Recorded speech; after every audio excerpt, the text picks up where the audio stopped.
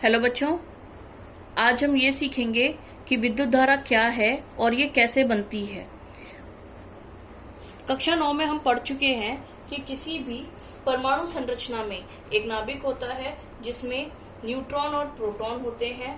Proton धनावेशित होते हैं और प्रोटॉन की ही संख्या के बराबर इलेक्ट्रॉन इसके चारों तरफ कोशों में गति करते हैं। प्रोटॉन और इलेक्ट्रॉन की संख्या हमेशा समान रहती है ताकि एक परमाणु हमेशा इलेक्ट्रिकली न्यूट्रल या उदासीन रहे। ठीक है। अब जब भी इसे बाहर से कोई ऊर्जा मिलती है तो बाहरतम कोश में मौजूद इलेक्ट्रॉन बाहर निकल जाता है और एक निश्चित दिशा में गति करने के लिए प्रयासरत रहता है। धातुओं के बाहरतम कोश में 1, 2 और 3 इलेक्ट्रॉन होते हैं, वहीं अधातुओं में 5, 6 और 7 इलेक्ट्रॉन होते हैं। 1 इलेक्ट्रॉन या 2 इलेक्ट्रॉन या 3 इलेक्ट्रॉन को निकालने में उपयोग में आने वाली ऊर्जा का मान इन इलेक्ट्रॉन को निकालने की ऊर्जा में कहीं कम होता है।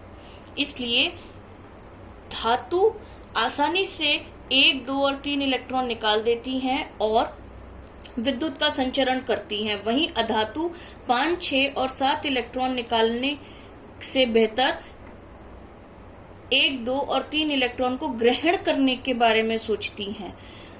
इसलिए अधातुओं के अंदर विद्युत धारा का प्रभावन नहीं होता। धातुओं में जब बाहरतम कोश से इलेक्ट्रॉन बाहर निकल जाते हैं तो पीछे एक धनायन और एक मुक्त इलेक्ट्रॉन बचता है। मुक्त इलेक्ट्रॉन की संख्या इसी के बराबर होती है कितनी उनके अंदर इलेक्ट्रॉन्स हैं। उदाहरण के तौर पर सोडियम के अंदर 2, 8 और 1 यानी टोटल 11 इलेक्ट्रॉन्स होते हैं।